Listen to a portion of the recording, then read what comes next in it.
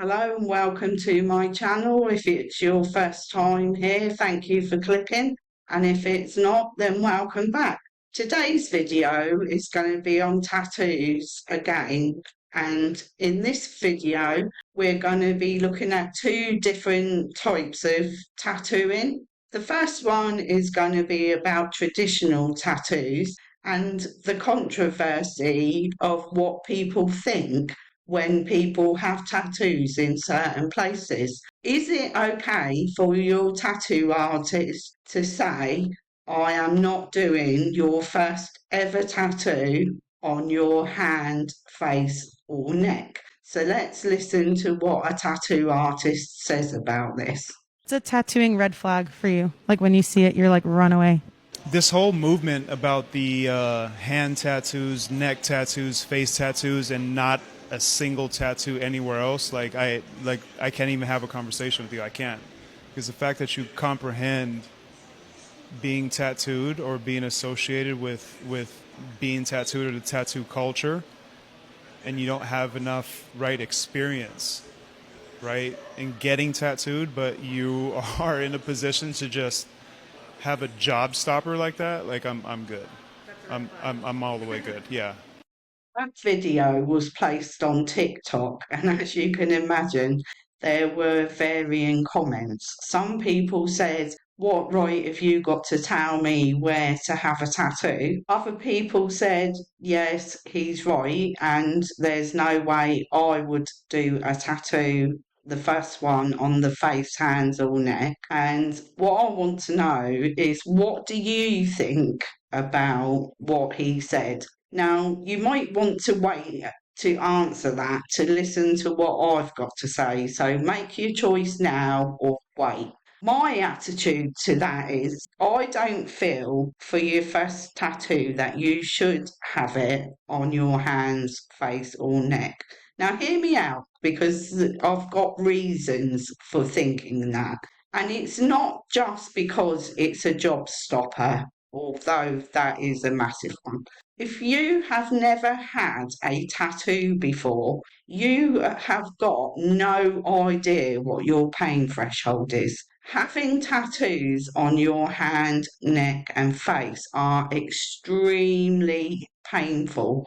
They are one of the most painful places to have them, along with any bone. My tattoos, I've got one, two, three, I've got four on my back, and one is a large one that goes across the centre of my back. And I would say, out of the four on my back, that was the most painful. But it wasn't so excruciating that I couldn't sit there and finish it. I've got two tattoos on my chest, which didn't really hurt at all, and then I've got one on my ankle. Well, the reason I've only got one on my ankle is because it was so excruciatingly painful, there was no way I was going back and having another one. So you have to consider the pain threshold. The next thing you need to consider is sun exposure. Where do you live in the world? I live in Tenerife, and today is the 4th of May, and it is 35 degrees centigrade here at the moment, and we're not even in the summer yet. So, sun exposure on tattoos is really bad, and it's something that you need to stay away from. How difficult is it going to be for you to do that? The next thing you have to consider, if you have a tattoo on your hand and it's the first ever one, having a tattoo changes how you look dramatically, regardless of where it is. But on your hand, if you've never had one before, it's something that you are going to see constantly and you might not like it. Not only that, but it's extremely difficult to tattoo your hand because the skin is completely different on your hand. Also, they fade a lot quicker on your hands, so they don't last as long. You're going to lose parts of it, and that is a natural process. So you need to think about that. So when a tattoo artist is saying, no, I'm not going to do certain parts of your body, Obviously, you're within your rights to ask them why they won't do it and let them give you their reasons because they may make perfect sense to you. If you're not bothered about anything the tattoo artist says, then obviously you're free to go to another one because there will always be someone who will do what you want, whether they think it's right or wrong. The majority of people who tend to want tattoos on their face, neck, and hands are younger people. And you may be at a traditional tattoo artist studio where there is just no way they're going to do it for you. And it may not be for any of the reasons I've just said either. They look at it that you have to have ink on the rest of your body before they would even consider doing your face, neck, or hands. That's just their opinion, and that's how they were brought up in the tattoo industry. So you need to make sure that if you're going to want your first tattoo in any of those places, that you'll not go into a traditional tattoo studio, otherwise you're just going to get turned down anyway. Another thing about the placement of tattoos is how they change as you get older. Your hand, if you look at it now, may be perfectly smooth, but if I showed you my hand, mine's definitely not smooth. Mine's wrinkly, and obviously a tattoo on there, if I had it done many years ago, is not going to have a good look now. No matter how good it was when it was completed, it's still not going to look good now. So those are all things that you need to consider. All of my tattoos are really old, and to be honest, none of them look good now. Do I regret having them? No, but I knew what I was getting into all those years ago when I had them. Can I have them touched up? Yes, and I'm actually in the process of considering that. Right, so this next subject is still on tattoos, but as opposed to being permanent ink, I'm going to talk to you regarding permanent makeup. So, having your eyebrows tattooed. Now, you probably can't see too well here because I have had my eyebrows tinted, but normally my eyebrows don't stand out that much. This piece is a little bit dark, but from there to the end is usually really blonde. I think it does show up quite a bit on that one, doesn't it? So I've been considering having tattooed eyebrows. So either having microblading, powder brows. Generally, if you have microblading, that goes across the whole eyebrow. And if you have powder brows, they normally just do the ends, like from there to there. And then you would have microblading, like just on that section, and then the rest powder brows. But after watching this TikTok video, it sort of put me off the whole process. So let's see why I've been put off, shall we? And for legality reasons, all names have been changed in this situation. So there are two people in this situation. We're going to call the brow tech Crystal, and we're going to call my client Megan. Okay, so Megan comes in for her very first appointment with me, and the very first thing I notice about Megan is she has fantastic eyebrows. And I even told her so, and she said my sister did that. So we go on about her appointment. She comes back in for her next appointment, like 6 or 8 weeks later. And she was talking about her eyebrows, my eyebrows. I told her how people make fun of me on here for my 1999 eyebrows. And she said, why don't you let my sister do them? I said, show me some pictures. So as I'm doing Megan's hair, I'm looking over at pictures. So the third appointment comes and Megan says, we're talking about brows again and how she just got hers touched up. And she says, why don't you let my sister do them? She's done so many more. She's running a sale right now, da-da-da-da-da. So she shows me more photos. Now, here's where I start to look at these new photos and think back to the old photos I saw. And yes, they are all in the same location, but I still don't know if they were screenshots, website, or somebody's social media. I have no idea. They could have been her social media. They could not have been. I don't know. This is a salon owner who decides to get her eyebrows microbladed because she's got extremely thin eyebrows. Personally, they're my favourite. I would have actually kept them if mine were as even as hers, but unfortunately, they're not. So, anyway, she has a client who's come in 3 times to have her hair cut, and they've talked about the brows each time because the salon owner really likes her eyebrows. And she goes on to say that her sister did them and shows her some photographs. So the salon owner says, yes, okay, I will have my eyebrows done. And this person is going to go to her salon to do it. This is not unusual because in the salon itself, they don't just do hair, they do massage and they also do nails and various other things.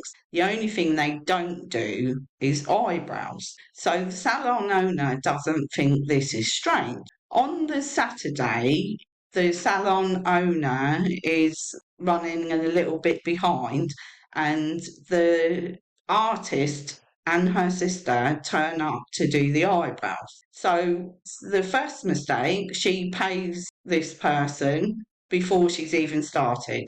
No, don't ever do that. I mean, I pay my nail tech before she starts, but she's been doing my nails for nearly 10 years. So I know exactly what I'm getting. Would I pay someone I've never been to before first? No. The second mistake she makes is she doesn't find out anything about this person. All she knows is her first name. She don't know her last name. She hasn't got her telephone number. She's got no contact details. She can't find out any social media about this person. And she's only got her client's word for the fact that she actually did her eyebrows. So when we get done, now mind you, I've already paid her. I said, what is this? And why aren't they the same? She said they will fade, they will both be the same, and that line will disappear. I'm not happy. She knows I'm not happy, so she's rushing to get out of my shop.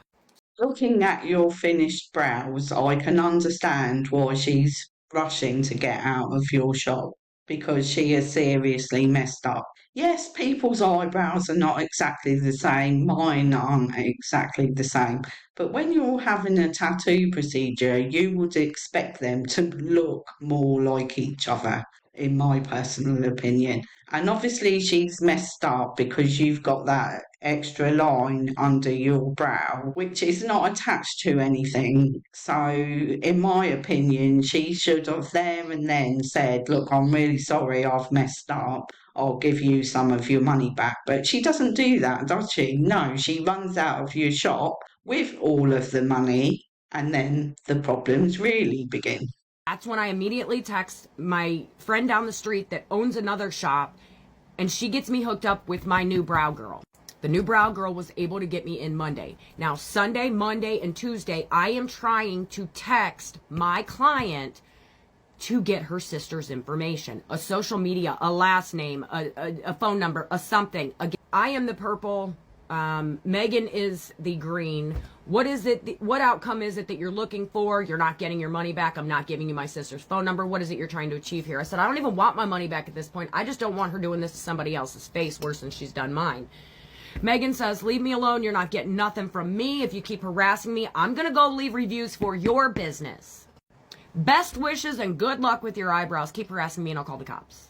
Those messages lead you to believe 2 things, in my opinion. The person who did the brows has not had much experience and is certainly not licensed to be doing them, hence why she wanted to come to you. And she's got no remorse, no conscience. She obviously doesn't care that she messed up and left you looking like that. So it's understandable that you don't want her to do that to anybody else. And I believe that you had every right to make this video. The fact that she's now threatening your business is outrageously disgusting. The fact that my face looks like shit, absolutely. But I feel better knowing that we've already started the removal process, and all I have to do now is wait, and this ink is going to come out eventually.